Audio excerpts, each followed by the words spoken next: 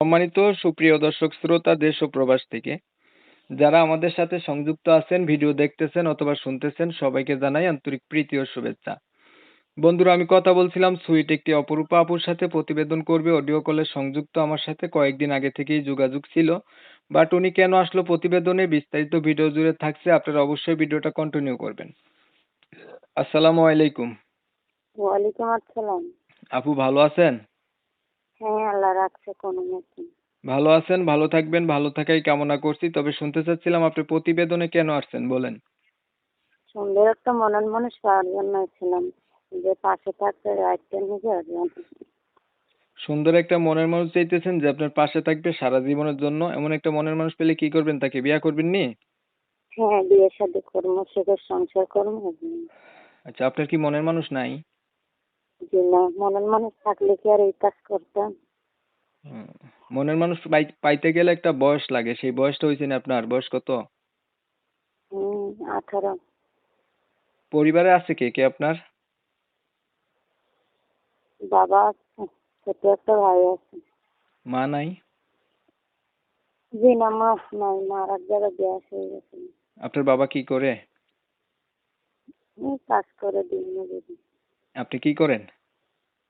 বাসাতে কাজ করি। লেখাপড়া করেন না? হ্যাঁ, আছে, 5 পর্যন্ত পড়ালেখা আছে।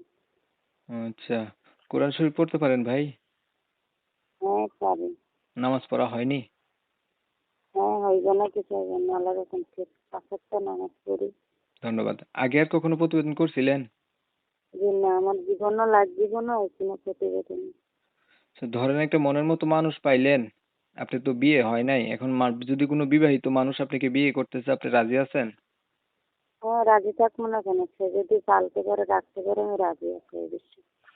এখন হচ্ছে যেই কথাগুলো আপনি বললেন, এই কথাগুলো কি আদৌ সত্য, না এই যে হ্যাঁ, হুম? সত্য সত্য।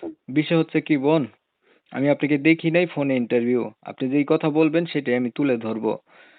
এখন একটা কথাই বলতে পারি, উদ্দেশ্য যদি সৎ হয় আল্লাহ সহায় হয়। আপনার যদি ভালো কোনো উদ্দেশ্য থাকে, ভালো কোনো মানুষ চান, তাহলে অবশ্যই আপনি পেয়ে যাবেন। আর যদি টাকা পয়সা চান, বলেন যে ভাই আমি চলতে ফিরতে পারি না, আমার টাকা পয়সা সহযোগিতার দরকার, তাহলে আমার অডিয়েন্সরা যার ভালো লাগবে সে সহযোগিতা করবে। কথা বুঝছেন?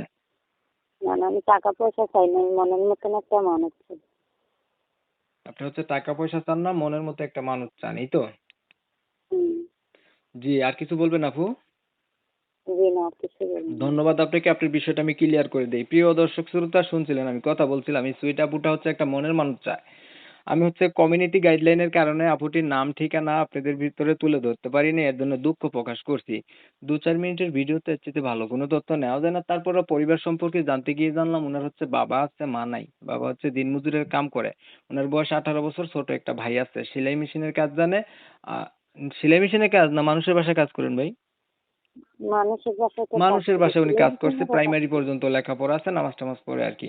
এখন আমি উনার কথাগুলা তুলে ধরার চেষ্টা করছি, শুনছেন, যাদের কাছে ভালো লাগছে চাইলে আপুর সাথে যোগাযোগ করেন বা আরো বিস্তারিত জানতে চাইলে যোগাযোগ কইরা দেখতে পারেন। নাম্বার ভিডিওতে দিয়া রাখছি।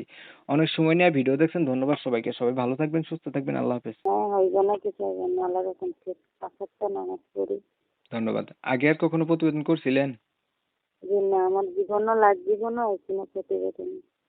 আচ্ছা, ধরেন একটা মনের মতো মানুষ পাইলেন, আপনার তো বিয়ে হয় নাই, এখন যদি কোনো বিবাহিত মানুষ আপনাকে বিয়ে করতেছে, আপনি রাজি আছেন? হ্যাঁ, রাজি থাকবো না কেন? সে যদি পালতে পারে, রাখতে পারে, আমি রাজি আছি এই বিষয়ে। এখন হচ্ছে যেই কথাগুলো আপনি বললেন, এই কথাগুলো কি আদৌ সত্য, না এই যে হ্যাঁ, হুম? সত্য সত্য।